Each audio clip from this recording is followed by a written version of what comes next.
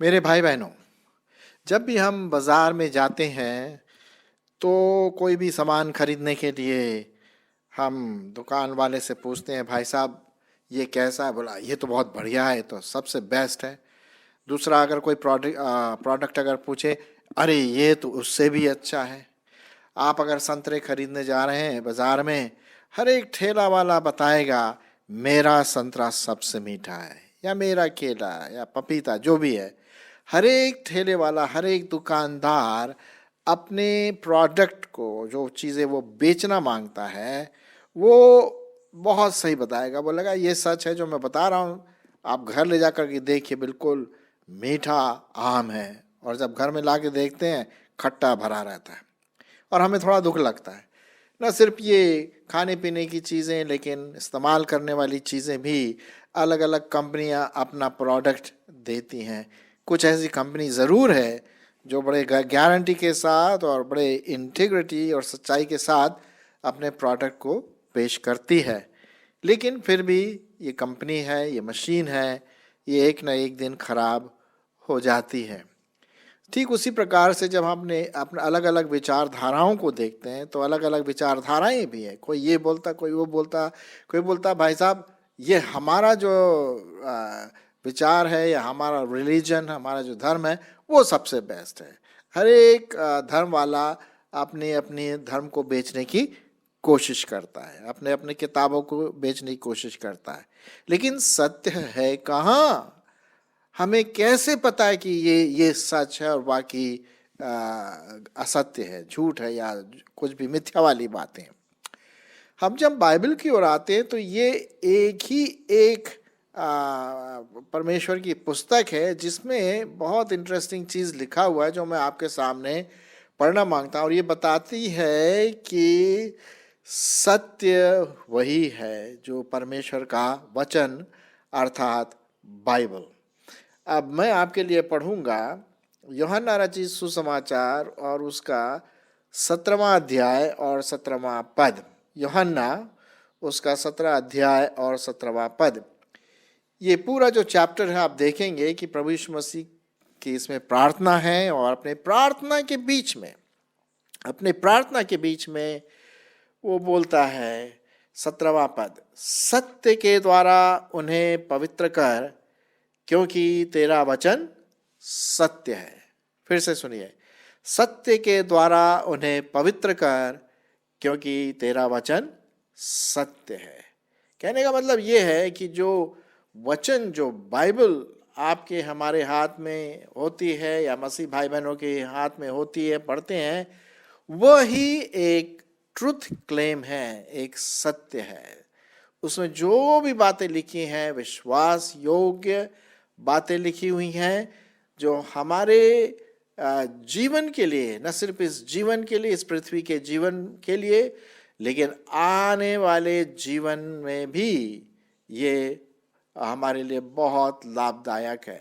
अब आप पूछेंगे साहब वही बात हो गई, आपने बोल दिया कि बाइबल सत्य है।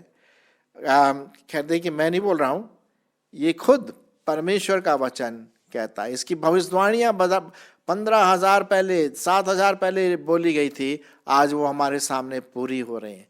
वैज्ञानिक रूप से अगर हम देखें तो बाइबल के कई सिद्धांत आज हमें डिस्कवरी मिल रहा है बाइबल में है।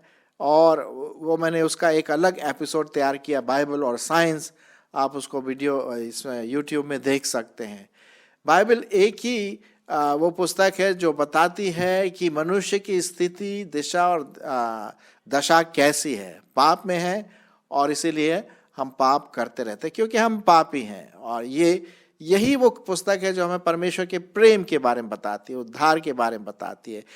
तो कई रीति से अगर हम इसको देखें तो परमेश्वर का वचन यूनिक, उत्तम, एक सटीक परमेश्वर का वचन है जो सत्य है। परमेश्वर तो झूठ नहीं बोलने का, ये तो आप भी और हम भी इस बात को जानते हैं कि परमेश्वर पवित्र है और वो कभी झूठ नहीं बोलते। इसीलिए प्रभु यीशु मसीह ने कहा क्योंकि तेरा वचन सत्य है। परमेश्वर का वचन सत्य है। और ये बोलने वाला कौन था? वो खुद ही सत्य था। उसने कहा एक बार, मार्ग, सत्य और जीवन मैं ही हूं, बिना मेरे द्वारा कोई पिता के पास नहीं पहुंच सकता। तो हम देखते हैं यहां पर मेरे मित्रों, मेरे भाई बहनों, कि परमेश्वर का वचन सटीक रीति से सच की कसौटी पर खरा उतरा हुआ है। और ये बहुत जरूरी है कि आप और हम इसको बड़े श्रद्धा के साथ, बड़े आज्ञाकारिता के साथ हम इस वचन को ले, और उसी के बारे में मैं आज आपके सामने कुछ बातों को रखने वाला हूं। मुझे एक शेर याद आ रहा है, शायद आपने सुना होगा पहले भी, कि फूल तो हजारों होते हैं लेकिन गुलाब जैसा कहाँ। फूल तो हजारों होते हैं लेकिन गुलाब जैसा कहाँ। किताबें तो करोड़ों में पाई जाती है लेकिन बाइबल जैसा कहाँ। यह है वो परमेश्वर का वचन। सो आपका और मेरा क्या कर्तव्य हो जाता है? ये परमेश्वर के वचन बाइबल का जब हमारे पास है तो क्या कर्तव्य है? क्या हम इसको कर सकते हैं? कैसे हम इसे इस्तेमाल कर सकते हैं जो सत्य वचन इस बाइबल में दिया गया है? पहली बात हम यहाँ पर देखते हैं कि रिसीव इट। इसको आप ऐसे किताब के रूप में ग्रहण ना करें, लेकिन एक परमेश्वर के वचन के रूप में ग्रहण करें। ये बहुत जरूरी है। अगर हमने इसको एक किताब के रूप में दिया, ले लिया, या एक ईसाइयों की किताब है भाई, एक रिलीजियस बुक है, धार्मिक किताब है, तो नहीं काम चलेगा। क्योंकि ये धार्मिक पुस्तक नहीं है, ये ईसाइयों की किताब नहीं है, ये विश्वासियों की किताब नहीं है। ये तो पूरे मानव जाति की एक पुस्तक है जो आपको और मुझको परमेश्वर के प्रेम के बारे में, उसके छुटकारे के बारे में, इस जीवन को जीने के बारे में बताती है।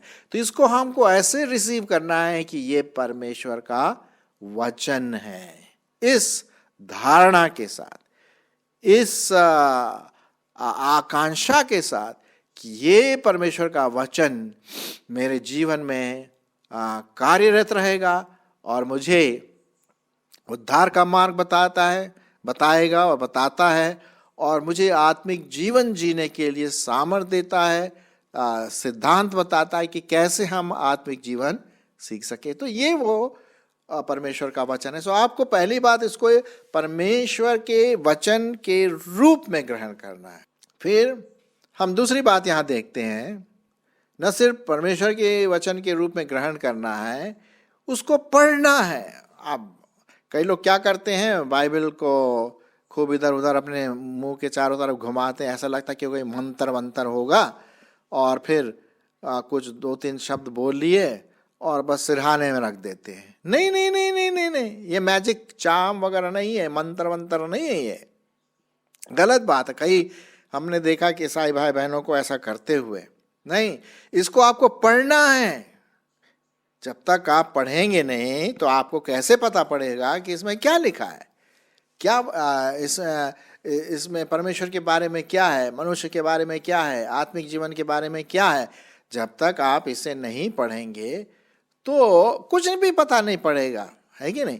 सो आपको क्या करना है, इसको पढ़ना है, परमेश्वर का वचन ग्रहण करके उसको आपको पढ़ना है। फिर तीसरी बात हम देखते हैं, सिर्फ पढ़ना नहीं है, उसकी स्टडी भी करनी है, उसका अध्ययन करना है। उसके जो चैप्टर्स जो दिए गए हैं और पद जो दिए गए हैं, बुक्स, अध्याय और पद जो हैं, वो जो दिए गए हैं उसको बड़े ध्यान से, क्यों लिखा हुआ है, ये कब लिखा है, इसमें मेरे लिए क्या करने की बात लिखी हुई है, मैं कैसे अपने आत्मिक जीवन में आगे बढ़ सकता हूँ, ये सब प्रश्न पूछिए बाइबल पढ़ने के बाद। उदाहरण के रूप में यदि आप ले लीजिए यूहन्ना की किताब पढ़ रहे हैं, यूहन्ना उसका पहला अध्याय, तो वहाँ पर पहला अध्याय पढ़ करके आप पहले तो एक बार पूरा पढ़ लीजिए, फिर दूसरी बार जब आप पढ़ेंगे तो बड़े ध्यान से पढ़ करके एक एक शब्दों पर ध्यान दीजिए कि ये वचन क्या है, फिर कैसे परमेश्वर ने हर चीज़ को बनाया। फिर अगर आप इसको देखेंगे तो उत्पत्ति से इसका कनेक्शन है, तो इसकी स्टडी कर सकते हैं आप। और इसके लिए आप कोई ऐसे व्यक्ति को ढूंढिए जो थोड़ा सा बाइबल के बारे में जानता हो। या पवित्र आत्मा से प्रार्थना करिए, प्रभु तू मुझे मेरी आत्मिक आंखें खोल दे कि मैं तेरे वचन की अद्भुत बातों को देख सकूं। तो आप इसका स्टडी करिए।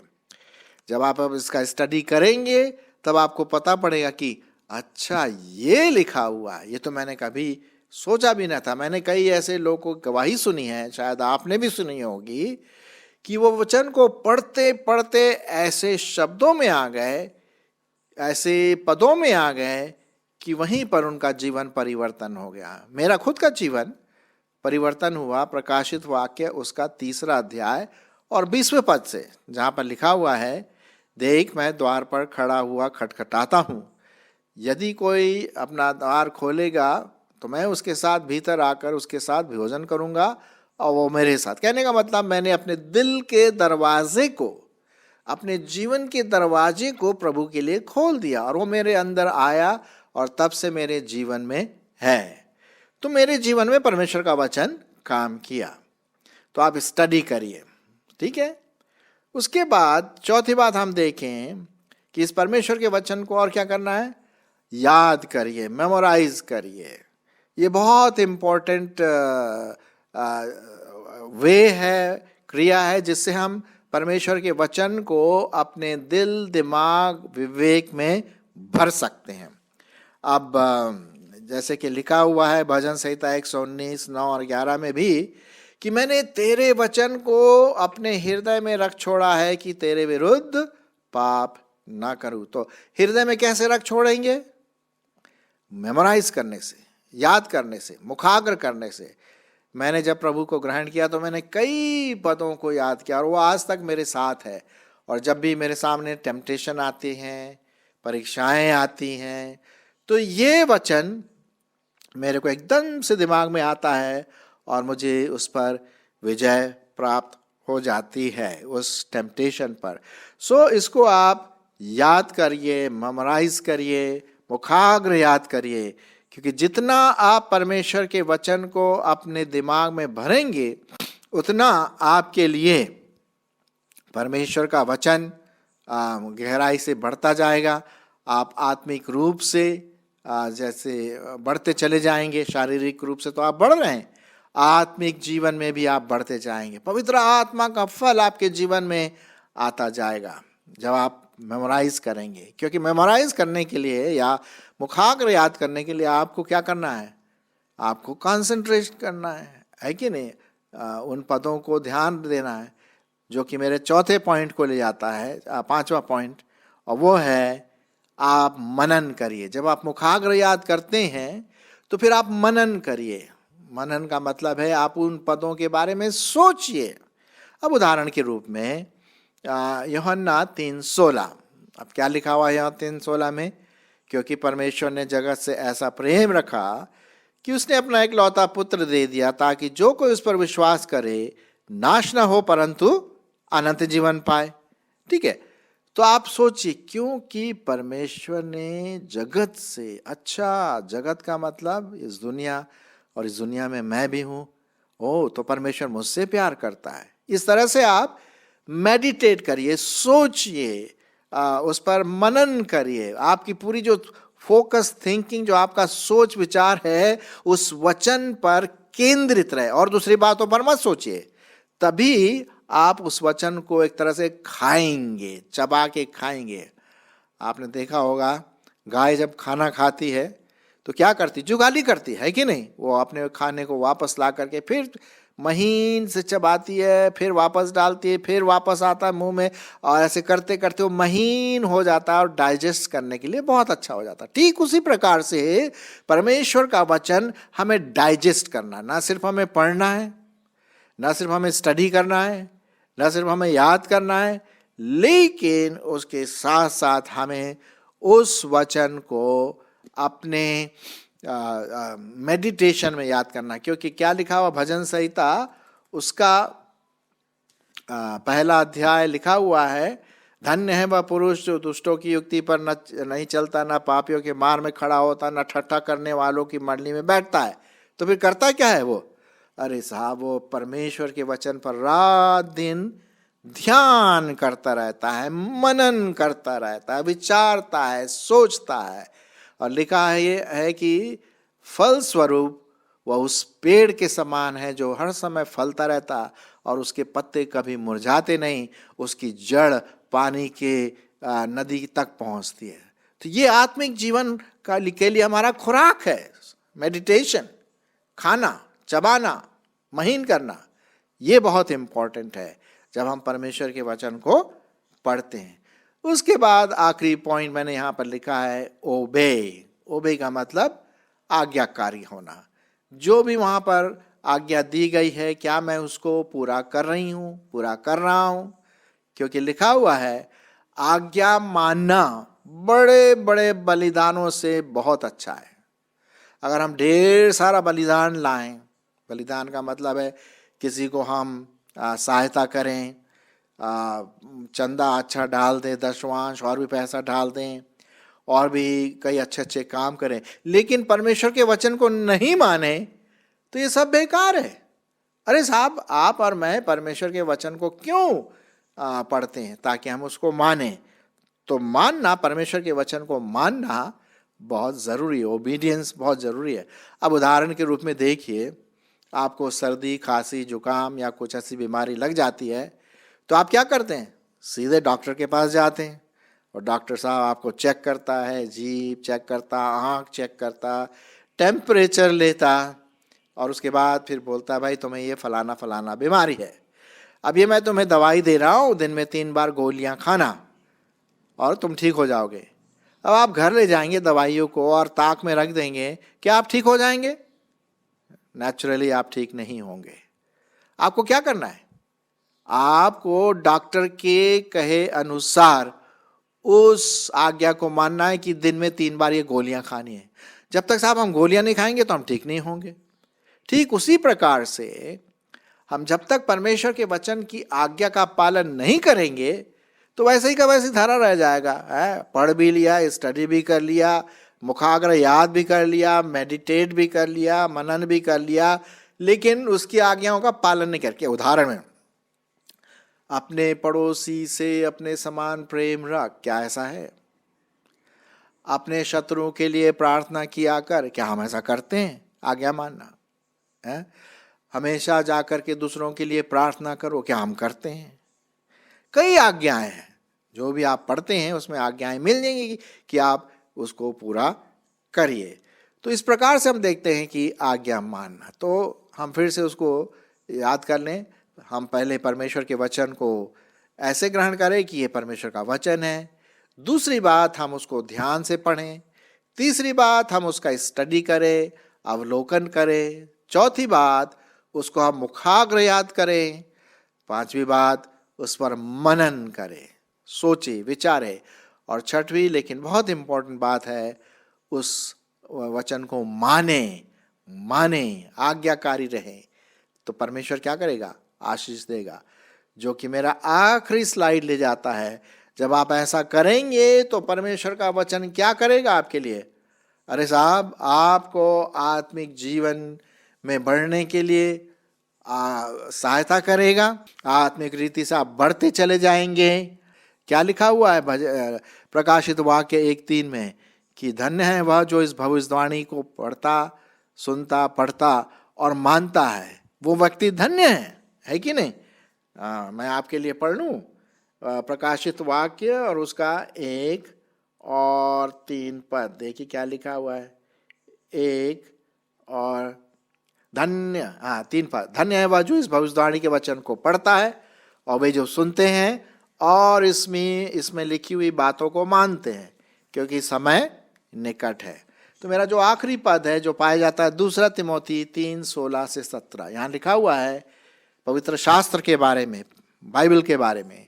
हर एक पवित्र शास्त्र परमेश्वर की प्रेरणा से रचा गया है और उपदेश और समझाने और सुधारने और धर्म की शिक्षा के लिए क्या है? लाभदायक है, ताकि परमेश्वर का जन सिद्ध बने और वे हर एक भले काम के लिए क्या रहें? तत्पर, तैयार, रेडी, हर अच्छे काम के लिए तत्पर हो जाए। तो मेरे मित्रों, मेरे भाई बहनों, आइए हम परमेश्वर के वचन को एक धार्मिक किताब के रूप में नहीं, लेकिन एक सत्य की कसौटी पर खरी उतरने वाला जो किताब है, पवित्र शास्त्र, परमेश्वर का वचन, उसको हम अपने दिल दिमाग में भर लें, क्योंकि अंत के दिनों में यही आपका गाइड है, यही आपका मैप है, यही परमेश्वर का वचन है। तो आइए आज से आप परमेश्वर के वचन को पढ़ें, स्टडी करें, याद करें, मनन करें और उसके बाद उसको, उसकी आज्ञा का पालन करें। परमेश्वर आपकी और इसमें अगुवाई करे।